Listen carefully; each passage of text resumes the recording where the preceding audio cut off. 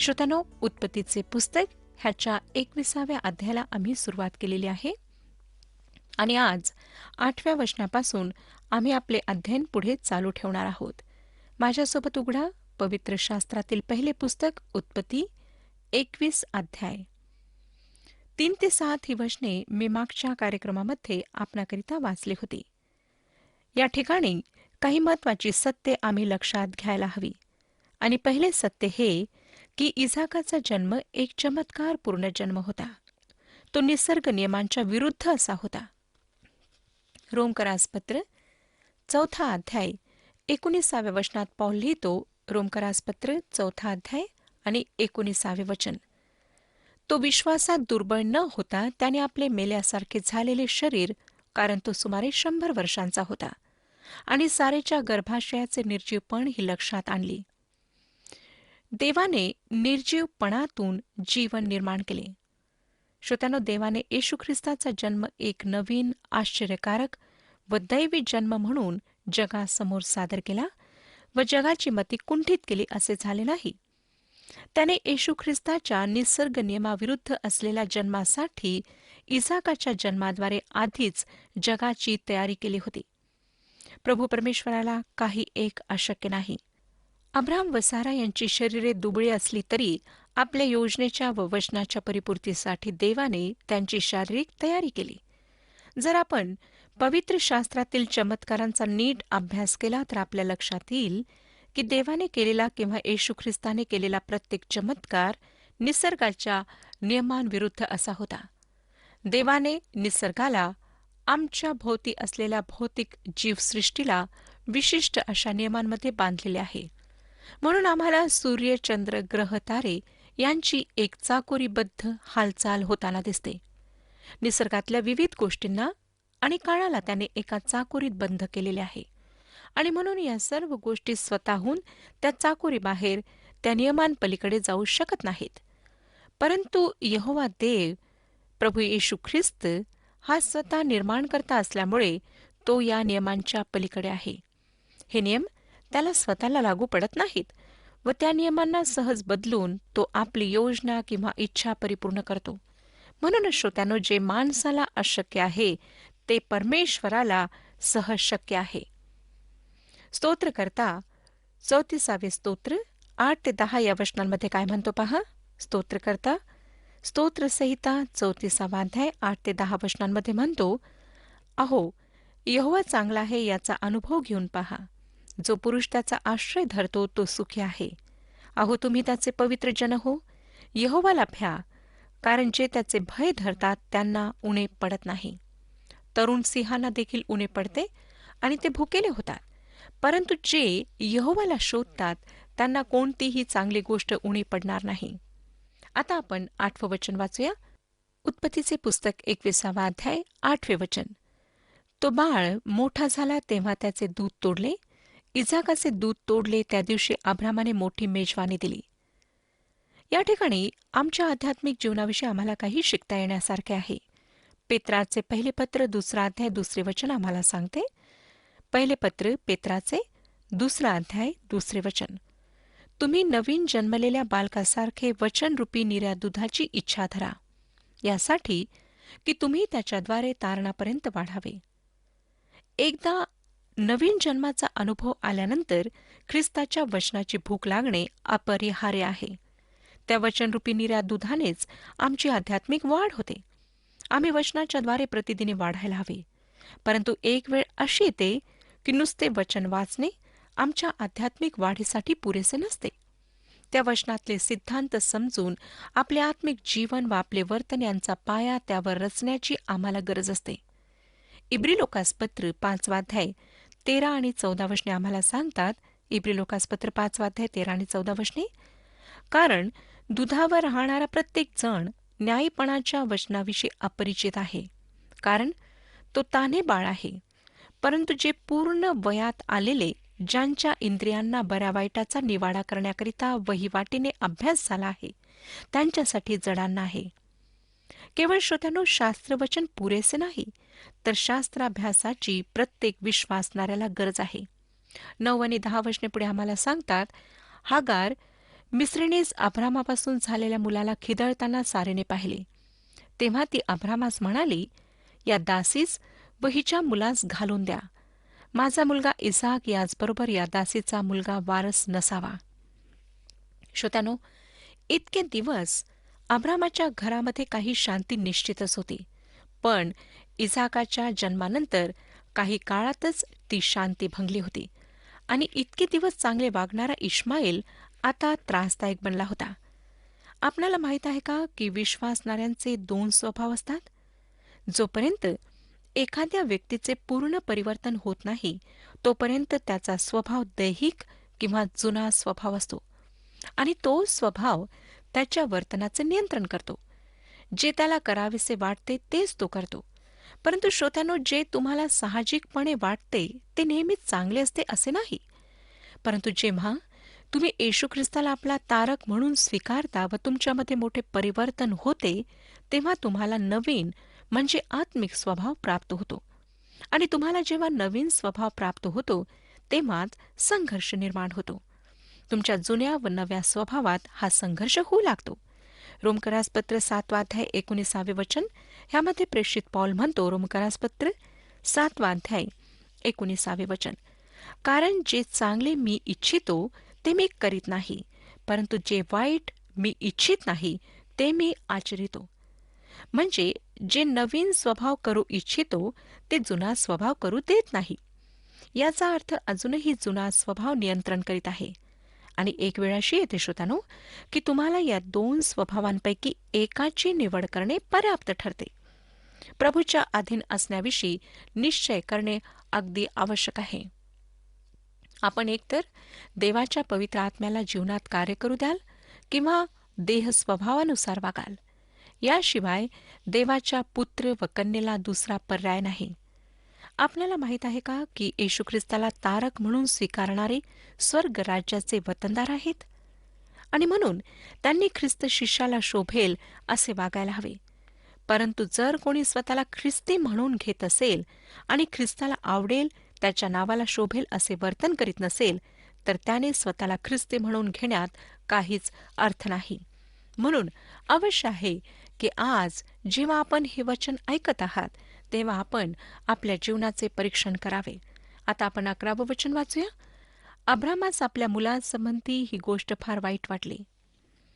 इश्माईलाचा जन्म दासीपासून झालेला असला तरी तो अब्रामाचा स्वतःचा त्याच्या रक्तमासाचा पुत्र होता आणि इसाक तर अगदी लहान मुलगा होता. अशातच त्याचे घरामध्ये आगमन झालेले होते आणि इश्माईल तर अनेक वर्षांपूर्वी अब्रामाच्या घरात जन्मला होता. आता तो किशोरावस्थेमध्ये होता. अब्रामाला निश्चितच त्याच्याविषयी खूप प्रेम व जिव्हाळा वाटत असेल आणि आता इश्माईलाला दूर पाठवणे ही अब्रामाच्या दृष्टीने एक फार दुःखाची गोष्ट होती. श्रोत्यानो, मी आपणाला मागेच सांगितले ते पुन्हा एकदा मला आपणाला सांगू द्या की सारा व अब्राम यांनी जे कृत्य केले होते ते प्रभू परमेश्वराला अजिबात मान्य नव्हते. त्यांनी परमेश्वराची वाट न पाहता आपल्या बुद्धीने त्याचे सहाय्य करण्याचा प्रयत्न केला आणि या प्रयत्नातून इश्माईलाचा जन्म झाला होता. हे सर्व परमेश्वराच्या विरुद्धात होते. पुष्कळदा श्रोत्यानो, आम्हाला फार घाई असते. आम्ही परमेश्वराच्या मार्गदर्शनाची वाट पाहत नाही. परमेश्वराच्या इच्छेची आम्ही जाणीव ठेवत नाही आणि त्यामुळेच आमच्या जीवनामध्ये बऱ्याच चुका आम्ही करून बसतो. मला वाटतं की हे पुत्रविरहाचे व घरातल्या अशांतीचे दुःख अब्रामाने देवाकडे प्रार्थनेतून नेले असावे. कारण आम्हाला पुढच्या काही वचनांमध्ये देवाचा आदेश वाचायला मिळतो. या संपूर्ण घटनेचे स्पष्टीकरण घेण्यापूर्वी 21वा अध्याय 12 आणि 13 ही वचने आता आपण वाचूया. तेव्हा देव अब्रामास म्हणाला, हा मुलगा व तुझी दासी यांच्या संबंधित तू वाईट वाटून घेऊ नको. सारा तुला जे काही सांगते ते सगळे ऐक, कारण तुझ्या वंशाचे नाव इसाकच चालविणार. या दासीच्या मुलापासूनही मी एक राष्ट्र निर्माण करीन, कारण तो तुझे बीज आहे. परमेश्वराने अब्रामाला स्पष्ट सांगितले की तो त्याने वचन दिल्याप्रमाणे इश्माईलाचा अब्रामाचा पुत्र म्हणून स्वीकार करणार नाही. देवाने अब्रामाला त्याच्या व सारेमधल्या मतभेदाविषयी आदेश दिला आणि त्याला स्पष्ट सांगितले की इसाकातच तुझे संतान म्हटले जाईल. दासीपुत्र व खरा वारस हे दोघेही आपल्या पित्याचा वारसा प्राप्त करू शकत नाहीत. पित्याचा वारसा नेहमीच त्याच्या खऱ्या वारसाला मिळतो. आणि ही उपमा नवीन करारामध्ये विश्वासणाऱ्यांच्या स्वभावाविषयी व नियमशास्त्राधीन असलेले व ख्रिस्ताच्या नियमाधीन असलेले यांच्यासाठी वापरण्यात आलेली आहे. दासपणाची उपमा विश्वासणाऱ्याच्या जुन्या स्वभावाला दिलेली आहे आणि खऱ्या पुत्राची उपमा विश्वासणाऱ्याच्या नवीन म्हणजे आत्मिक स्वभावाला दिलेली आहे. विश्वासणारा एकाच वेळेस आपल्या दैहिक व आत्मिक स्वभावाला अनुसरून चालू शकत नाही. त्याला ख्रिस्तामध्ये राहण्यासाठी आत्मिक स्वभावाची निवड करणेच आवश्यक ठरते. श्रोत्यानो, याकोबाचे पत्र 1 अध्याय 8 वचन आम्हाला सांगते की तो दुहेरी मनाचा माणूस आपल्या सर्व मार्गात चंचल आहे. यावरून अनेक ख्रिस्ती लोकांमधली अस्थिरता व असुरक्षितता स्पष्ट होते. त्यांना जगाबरोबर चालावेसे वाटते आणि प्रभूबरोबरही चालावेसे वाटते. ते आत्मिकरित्या भंगलेल्या व्यक्तिमत्वाचे लोक आहेत.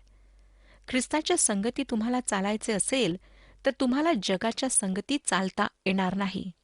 ख्रिस्ता संगती चालण्यासाठी आत्मिक स्वभावानुसारच चालायला हवे आणि आम्ही देवाच्या अधीन असावे अशी आम्हाला आज्ञा करण्यात आली आहे. रोमकरासपत्र 6 अध्याय 13 वचन सांगते. रोमकरासपत्र 6 अध्याय 13 वचन, आणि तुम्ही आपले अवयव अन्यायाची शस्त्रे होण्याकरिता पापाला सादर करीत राहू नका, तर आपण मेलेल्यातून जिवंत झालेले असे आपणास देवाला सादर करा आणि आपले अवयव न्यायपणाची शस्त्रे होण्याकरिता देवाला सादर करा. पॉल पुढे असे म्हणतो श्रोत्यानो की देहाच्या अशक्तपणामुळे नियमशास्त्र जे करू शकत नव्हते ते देवाचा आत्मा साधू शकतो. पुढे रोमकरासपत्र 8 अध्याय 3 आणि 4 वचने आम्हाला सांगतात, कारण नियमशास्त्र देहामुळे दुर्बल असल्यावरून त्याला जे असाध्य ते देवाने केले, म्हणजे त्याने आपल्या पुत्राला पापी देहाच्या प्रतिरूपाने व पापाकरिता पाठवून देहामध्ये पापाला न्यायदंड ठरविला, यासाठी की जे आपण देहाप्रमाणे वागत नाही तर आत्म्याप्रमाणे वागतो त्या आपणामध्ये नियमशास्त्राचे न्यायपण परिपूर्ण व्हावे.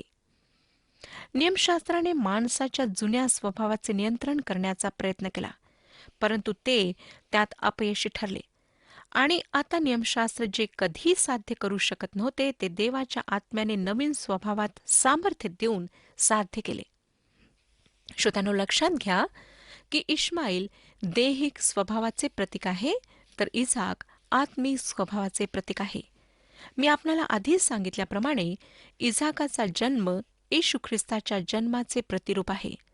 देवाने मानवजातीवर अचानक व अनपेक्षितरित्या कुमारी मातेपासून जन्म ही कल्पना लादली नाही व हे सत्य जगाला त्याने जबरदस्तीने स्वीकारायला लावले नाही, तर त्याआधी अनेक आश्चर्यकारक जन्मांच्याद्वारे त्याने मानवजातीची ख्रिस्ताच्या जन्मासाठी तयारी केली. त्यामध्ये इसाकाचा जन्म, शमशोनाचा जन्म आणि बप्तिस्मा करणाऱ्या योहानाचा जन्म यांचाही समावेश आहे. इसाकाचा जन्म व येशू ख्रिस्ताचा जन्म या दोन जन्मांमध्ये जे विशेष असे साम्य आहे त्याकडे मी आपले लक्ष वेधू इच्छिते. या दोघांचाही जन्म अभिवचनानुसार झाला. जेव्हा देवाने अब्रामाला खासद्यांच्या ऊर या देशातून 25 वर्षांपूर्वी बाहेर काढून आणले, तेव्हा त्याने त्याला अभिवचन दिले होते की तो त्याला व सारेला पुत्र देईल, आणि त्याने ते अभिवचन 25 वर्षानंतर पूर्ण केले.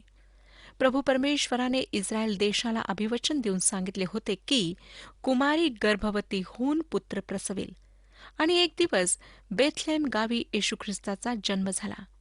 त्या भविष्याची ही परिपूर्ती झाली. दोन्ही जन्मांविषयी अभिवचने देण्यात आली होती. दुसरे साम्य हे श्रोत्यानो की या दोन्ही जन्मांच्या अभिवचनात व त्यांच्या परिपूर्तीत एक मोठे मध्यांतर होते. इसाकाच्या बाबतीत ते 25 वर्षांचे होते, तर येशू ख्रिस्ताच्या बाबतीत ते 1000 वर्षांचे होते.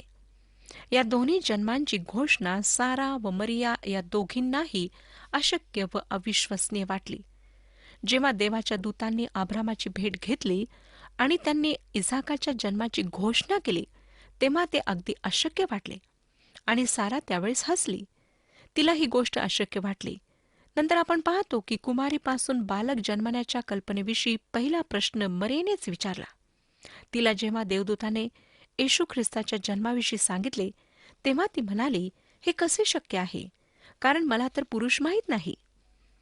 इसाक व येशू या दोघांची नावे त्यांच्या जन्मा अगोदर ठेवण्यात आली होती. अब्राहम व सारा यांना सांगण्यात आले होते की त्यांना मुलगा होईल व त्याचे नाव त्यांनी इसाक ठेवावे. येशू ख्रिस्ताच्या बाबतीत देवदूताने काय म्हटले ते मत्ते शुभवर्तमान 1 21 वचन आम्हाला सांगते. वचन सांगतं, आणि ती मुलाला जन्म देईल आणि तू त्याचे नाव येशू ठेव, कारण तोच आपल्या लोकांस त्यांच्या पापांपासून तारेल. आणखीन एक साधर्म्य म्हणजे इसाक व येशू या दोघांचाही जन्म नियोजित वेळेत झाला. आपण उत्पत्तीचे पुस्तक 21 2 वचनातून शिकलो की जो नेमलेला समय देवाने त्याला सांगितला होता त्या समयी सारेला मुलगा झाला.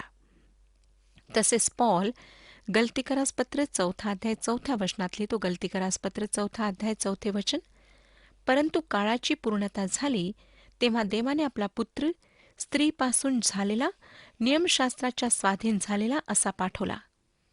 दोन्ही जन्म अर्थात इसाकाचा जन्म आणि येशूचा जन्म चमत्कार पूर्ण होते, आणि इसाक व येशू दोघांच्याही जन्माने त्यांच्या पित्यांना विशेष आनंद झाला. इसाकाचा अर्थ हास्य असा होतो, आणि निश्चितच श्रोत्यानो त्याच्या जन्माने अब्रामाला आनंद झाला. येशू ख्रिस्ताविषयी देव पित्याला काय वाटले ते मत्ते शुभवर्तमान 3 17 वचन सांगते. मत्ते शुभवर्तमान 3 17 वचन, आणि पहा, आकाशातून वाणी म्हणाली, हा माझा प्रिय पुत्र आहे, याच्या ठाई मी संतुष्ट आहे. इसाक व येशू यांच्यातील आणखी एक साधर्म्य हे की दोघेही मरणापर्यंत आपल्या पित्याच्या आज्ञेत राहिले. पुढच्या म्हणजे 22व्या अध्यायात आपण वाचणार आहोत की इसाकाचे त्याच्या पित्याद्वारे अर्पण होणार होते. आणि श्रोत्यानो, शेवटी इसाकाचा चमत्कारपूर्ण जन्म हा ख्रिस्ताच्या पुनरुत्थानाचे चित्र आहे. आपण याआधीच पौलाचे या बाबतीतले विधान पाहिले आहे. तो रोमकरासपत्र 4 वचनामध्ये अब्रामाचे मेल्यासारखे झालेले शरीर व सारेच्या गर्भाशयाचे निर्जीवपण याविषयी उल्लेख करतो. इसाकाच्या बाबतीत देवाची विशेष अशी योजना होती आणि ती पूर्ण होणे अगत्याचे होते. त्या बाबतीत अकारण भावनाप्रधान होण्यात अर्थ नव्हता. शिवाय इश्माएलाचा जन्म देवाच्या योजनेप्रमाणे होता. देवाच्या दृष्टीने अब्राम व सारेचे ते एक पाप होते. म्हणून परमेश्वराने अब्रामाला स्पष्ट सांगितले की सारा जे काही तुला सांगते ते तिचे सर्व म्हणणे तू ऐक, कारण इसाकातच तुझे संतान म्हटले जाईल. परंतु देवाने अब्रामाच्या इश्माएलाविषयीच्या भावनांचीही कदर केली आणि त्याच्या बाबतीतही त्याने अब्रामाला अभिवचन दिले. आता आपण 13वं वचन वाचूया. या दासीच्या मुलापासूनही मी एक राष्ट्र निर्माण करीन, कारण तो तुझे बीज आहे. मला वाटतं या अभिवचनाने त्यावेळेस तरी अब्रामाला मोठे समाधान प्राप्त झाले असेल आणि त्याने देवाच्या आज्ञेचे पालन करून हगार व इश्माएल यांना आपल्यापासून दूर पाठवून दिले. 14वं वचन पहा. तो म्हणतो, नंतर अब्रामाने मोठ्या पहाटेस उठून भाकरी व पाण्याची मसक आणून हागारेच्या खांद्यावर ठेविली आणि तिचा मुलगा तिच्या हवाली करून तिला रवाना केले. ती निघून बैर शेबाच्या रानात भटकत राहिली. हे काम अब्रामासाठी अतिशय कठीण होते. आपल्या मुलाला व त्याच्या आईला एका अनिश्चित जीवनामध्ये घालून देण्यासाठी अब्रामाला निश्चितच हृदयावर नक्कीच दगड ठेवावा लागणार असणार. पण तो देवावर अढळ विश्वास ठेवणारा असल्यामुळे त्यांच्या भविष्याची काळजी त्याने आपल्या देवावर सोपवली असणार. देवावर प्रीती करणाऱ्या अब्रामाला त्याची आज्ञा पाळणे इतर कोणत्याही गोष्टीपेक्षा अधिक प्रिय होते.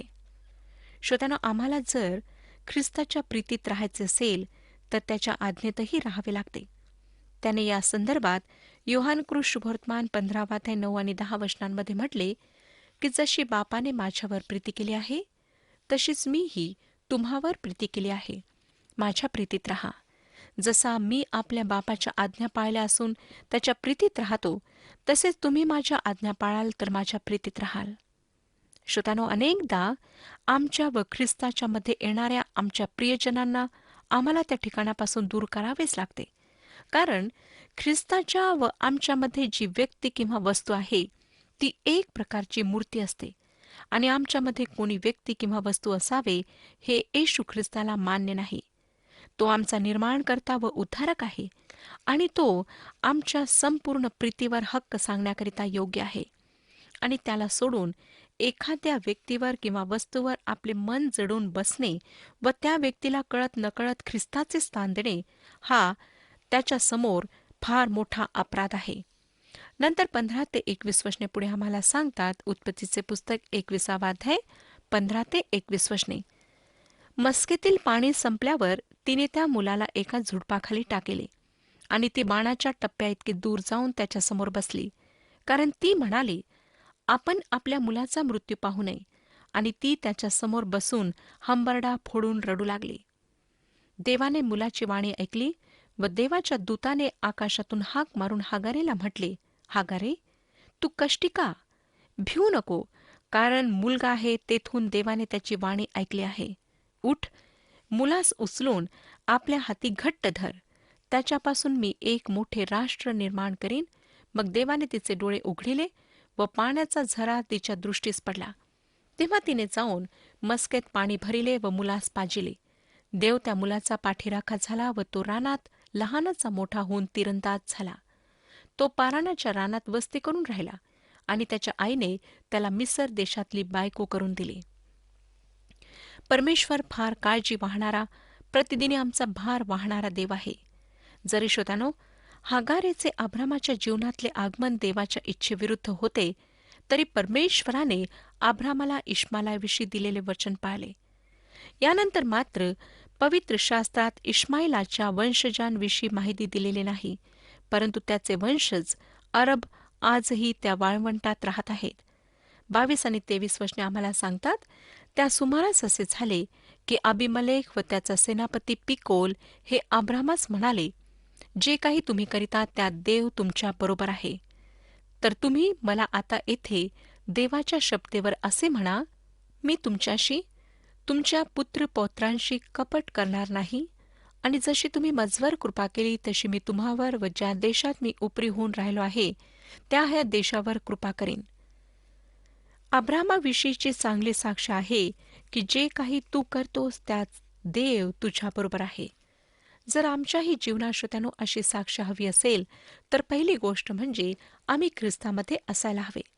आणि ख्रिस्तामध्ये असणे याचा साधा सोपा अर्थ हा आहे की देवाने येशू ख्रिस्ताच्या द्वारे जे तारण सिद्ध केले आहे, जे प्रायश्चित त्याने आमच्यासाठी ख्रिस्ताच्या वधस्तंभावरील मरणाद्वारे ठेवले आहे, त्याचा मनापासून स्वीकार करणे आणि आपली पापे पदरी घेऊन ती ख्रिस्ताजवळ कबूल करणे व त्याला आपला उद्धारक मानणे, असा अर्थ आहे. परमेश्वराने आमचे सर्व अपराध त्याच्यावर लादले आणि जी शिक्षा आम्हाला होणे क्रमप्राप्त होते ती त्याने ख्रिस्ताला भोगायला लावली. त्याच्या मरणाद्वारे अशा प्रकारे मानवजातीच्या पापाचे प्रायश्चित करण्यात आले. जेव्हा आम्ही या सत्यावर विश्वास ठेवतो व पुनरुत्थित ख्रिस्ताद्वारे देवबापाकडे जातो, तेव्हा तो आमच्या पापांकडे पाहत नाही, तर ख्रिस्ताच्या प्रायश्चिताकडे पाहतो आणि आमचा तो ख्रिस्तामध्ये स्वीकार करतो. ख्रिस्त तुमच्या व माझ्याकरिता देवाने सिद्ध केलेला जिवंत मार्ग आहे. त्याच्या शिकवणीप्रमाणे चालणे, त्याच्या वचनात व विश्वासात वाढणे हे त्या मार्गात चालणे आहे. आणि असे जेव्हा आम्ही करतो तेव्हाच प्रभू परमेश्वर आमच्या सर्व मार्गात आमच्यासह राहतो. तसा तो अब्रामासंगती होता आणि आजही देवाच्या अनेक सेवकांसह आहे. काय तो तुमच्यासोबत आहे? तुम्ही त्याच्या समक्षतेमुळे इतरांसाठी आशीर्वादाचे कारण आहात काय? हे प्रश्न स्वतःला विचारा आणि उत्तर शोधा. परमेश्वर ह्या विषयात आपले मार्गदर्शन करो आणि आपणाला आशीर्वाद देऊ.